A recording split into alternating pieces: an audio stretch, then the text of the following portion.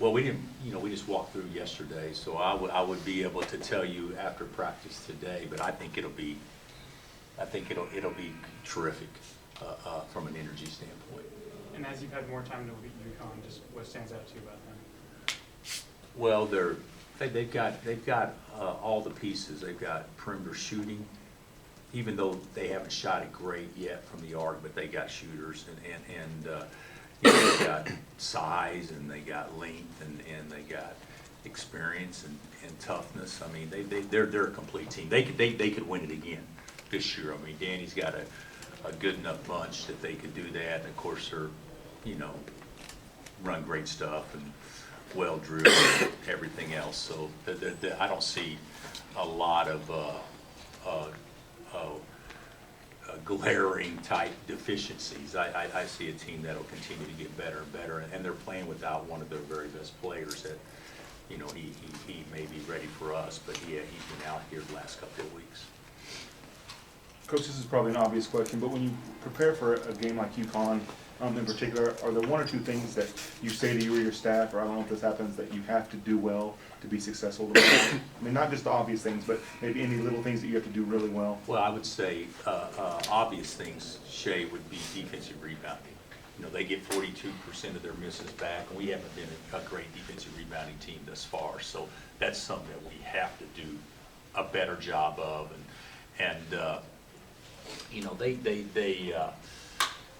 Our ball screen defense needs to be on point because the way they run stuff, they do such a great job of lifting guys and taking away the tag men and making different guys be the tag guys and stuff like that we've got to do a really good job on ball screen defense. And then, offensively, we need to play with pace. We don't do that as well as what we're capable of doing yet. This is more of a philosophical question, but we saw Arizona at Duke earlier, but these games on campus involving high-profile teams just aren't happening that much anymore. They're either in tournaments or on neutral floors, whatever. You've got 3 of them coming up with Mizzou and Indiana too. So is that important to you? Why is it important to you to have those home and homes? I think it's important for our fan base to play 2 good powers a year at home from your season ticket schedule. I think that's important. You're going to get your conference play, and if you play 2 at home, that means you're going to have to play 2 away. Mm-hmm. So there's 4 games right there, and then you throw in the champions and the MTE and the Big East Challenge. That goes to 8 games right there of your 13 before we even get started with working on our schedule. So I think from a philosophical approach, I think trying to play games that allow your fan base to get excited the first semester, I think is important. And we've attempted to do that twice a year. And then, of course, with that is 2 road games that would match that, and then all the other stuff, which is mainly neutral after that. So in today's world, if you're not playing one of those home and homes at home, you're playing a bye game. Mm-hmm. And I don't think that excites the fan base near as much as what this does.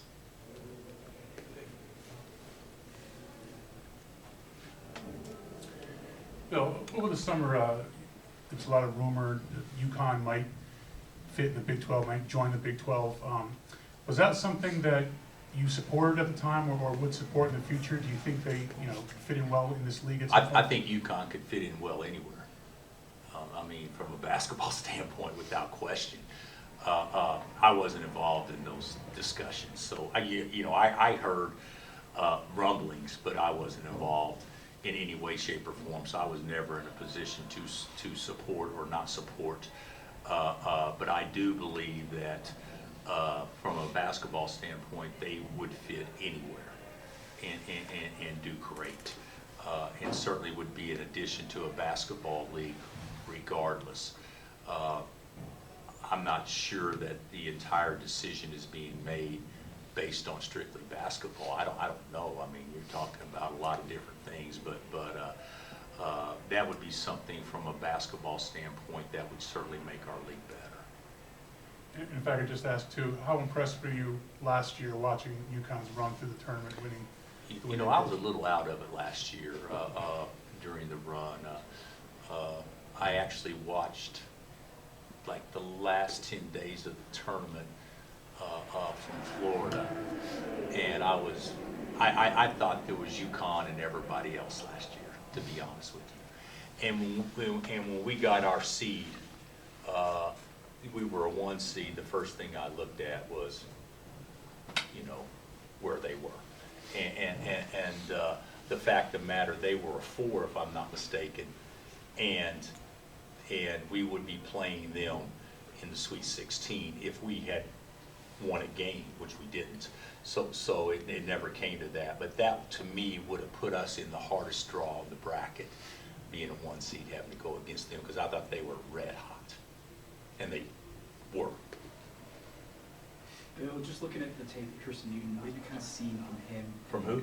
Tristan Newton, the regard. What have you kind of seen from him and like the challenges he poses? Well, he's big. You know, he's long. He's kind of a do-everything guard. You know, he can shoot the basketball, but he's probably better getting downhill, playing to his mid-range. And we actually have a pretty good book on Tristan because, you know, I think he played 3 years for Coach Dooley at East Carolina. But he's a good player, and he's got length, and he's got toughness, and you know, he can pass the ball, and whether he's their lead guard or their off guard, and Spencer's got the ball in his hands, or whoever else it would be, he's an impressive player. He missed a chance to go up against Edie, obviously in Maui, but Hunter gets a big time opportunity here, another big matchup. How important is that to him, to your team, to the whole concept of kind of what Dave was talking about with just big marquee matchups like that? You know what, I don't know if it's important to the team, but I think from an individual standpoint, I think if I was 7-1 and I'm thinking about who I would be going against, I wouldn't be looking at 6'3" guards. I would be looking at what other footers are out there. And you know, and of course, when you think of that, obviously Connecticut's got one of the best 2 or 3 in the country. So I would think this would be a big deal for him. And I'm sure it's the same way on the other side too. Anything else? Gary? I need to check this, but I think UConn's won. I scored more points than in our freshman game. Jim Calhoun. Okay. I think they've won 26 straight non-con games by double They have. digits. Yeah, they have. Is Is it that, 24? Yes, sir. Whatever it is, it's a lot. does that show that they've been on an incredible run, or just that they're a powerhouse, or what? Well, I think it shows a lot of things. I think anytime you can win 24 in a row regardless is pretty impressive. You know, to me, if it was 24 in a row and they're all guarantee games, that's still impressive, but it's not impressive as winning 6 games in a row in the NCAA tournament, which are considered part of the streak, and you know, beating Indiana and Texas and those teams by double figures. So yeah, that's a very impressive streak. And this marquee matchup is the biggest since when in your mind in the field house?